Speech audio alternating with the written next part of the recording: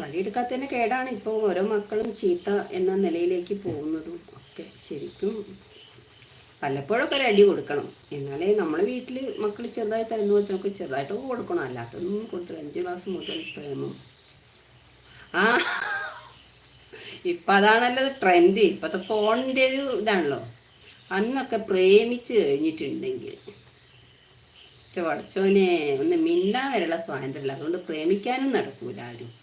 പേടിയായിരുന്നു അച്ഛനമ്മമാരും. പിന്നെ നാട്ടുകാരെയും നമ്മൾ പേടിച്ചിരുന്നു.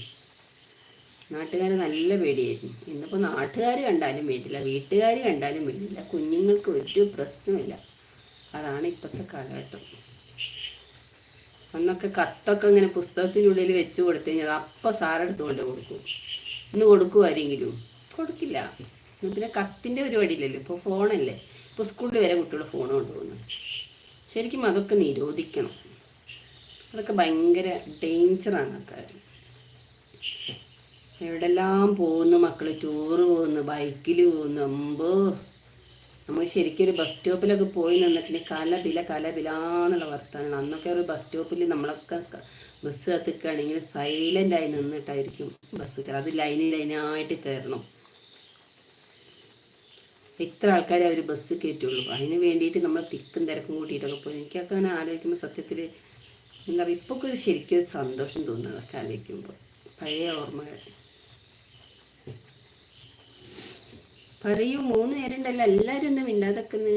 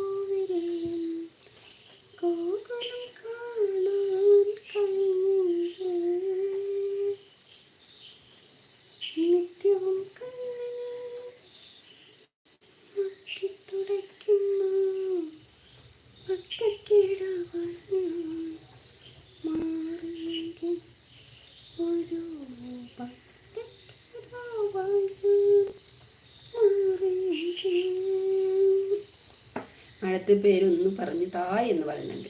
ലച്ചു തന്നെ എൻ്റെ ചാനൽ നെയിം തന്നെ.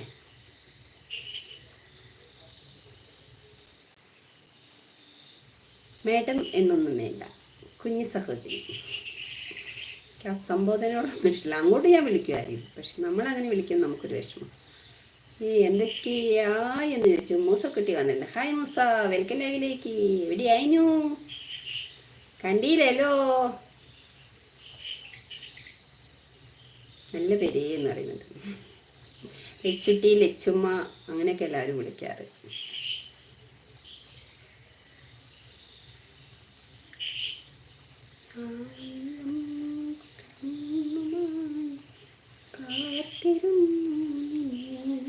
മുസുക്കുട്ടി പോയാ?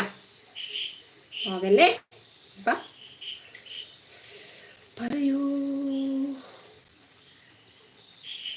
ഞാൻ വീഡിയോസ് ഒന്നും നോക്കണം കേട്ടോ. റെജിന മാം ഡ്യൂട്ടിയിലാലെ ചോ എന്ന് പറയുന്ന ആണോ? ഇത് റൂമിൽ എത്തിയിട്ടില്ലേ? ഇന്ത്യത്തും ഡ്യൂട്ടിയാ മോനെ ഇത്. മതി ഡ്യൂട്ടിയൊക്കെ ചെയ്ത് പോയി റെസ്റ്റ് എടുത്തോ. ഇന്നിപ്പോ ഇങ്ങനെ കുറേ അധ്വാനിച്ചിട്ട് എന്താ, കുറച്ചൊക്കെ റെസ്റ്റ് വേണം കേട്ടോ. ജീവിതത്തില് ജീവിക്കാൻ മറന്നുകൊണ്ട. അധ്വാനിച്ച് സമ്പാദ്യം ഉണ്ടാക്കിയിട്ട് കാര്യമില്ല. ജീവിക്കാനും കൂടിയുള്ളൊരു സമയം കണ്ടെത്തണം. അല്ലെങ്കിൽ ജീവിതം അങ്ങ് പോകും. പിന്നെ വയസ്സാം കാലത്ത് ഇരുന്ന് കണ്ണീരൊഴുക്കിയിട്ടൊന്നും കാര്യം ഉണ്ടാവില്ല. സമ്പാദ്യം കൊണ്ട് മാത്രമാവില്ല നമ്മുടെ ജീവിതം പരിപൂർണമാവുന്നത്. ലോങ് വീഡിയോ ചെയ്യണം. ലോങ് വീഡിയോ ഇട്ടിട്ടുണ്ടല്ലോ ഞാൻ. ലോങ് വീഡിയോസ് ഒരുപാട് ഇട്ടിട്ടുണ്ട്. ഡെയിലി ഇടാറുണ്ട് ലോങ് വീഡിയോസ്. ഷോർട്ട് വീഡിയോസ് ഇട്ടിട്ടുണ്ട്. അതിൻ്റെ കൂടെ 1-2 ഷോർട്ട് വീഡിയോസ് ഇടും. ചിലപ്പോൾ 3-4 ഷോർട്ട് വീഡിയോസ് ഇടും. ലോങ് വീഡിയോസ് ആകെ 1 ഇടാറുള്ളൂ.